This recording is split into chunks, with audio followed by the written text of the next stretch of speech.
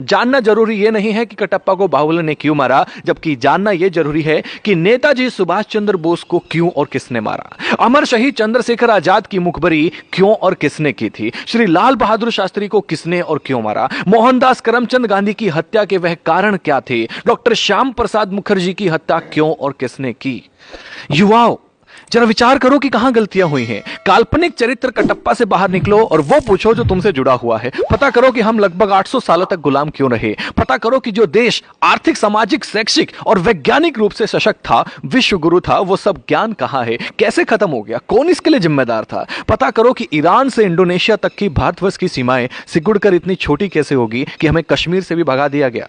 पता करो कि सोने की चिड़िया के पंख कैसे कतर दिए गए। पता करो कि गुरु गोविंद सिंह के मासूम बेटों को जिंदा दीवार में क्यों चिनवा दिया गया। पता करो कि महाराणा प्रताप को घास की रोटी क्यों खानी पड़ी। पता करो कि वीर मराठों की सेना पानीपत की तीसरी लड़ाई में अब्दाली से क्यों हार गई। पता करो कि झांसी की रानी वीरांगना लक्ष्मीबाई को किनके गद्दारी का दुष्परिणाम भुगतना पड़ा। पता करो कि वीरों की धरती होते हुए भी हम गुलाम क्यों हुए, हमारी मां बहनों को अपमान की आग में क्यों जलना पड़ा। पता करो कि बिना किसी समर्थन के भी नेहरू देश का पहला प्रधानमंत्री कैसे बन गया।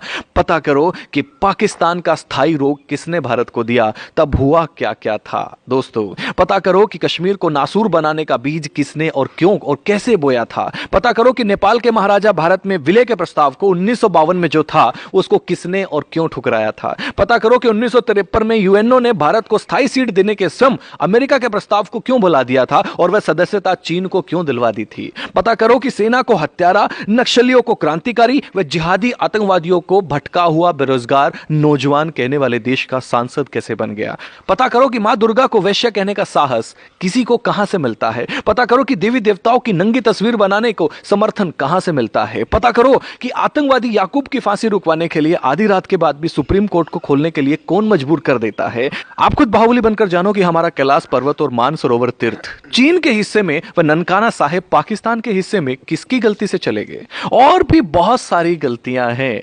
हे युवा देश, अपनी दिशा और दशा बदलो। यह समय मजाकों का नहीं है। वह करो जो करणीय है, जो जरूरी है, चिंतन का विषय है। हम क्या थे, क्या हो गए और क्या होंगे। अभी आओ विचार करें मिलकर के इन सभी समस्याओं पे।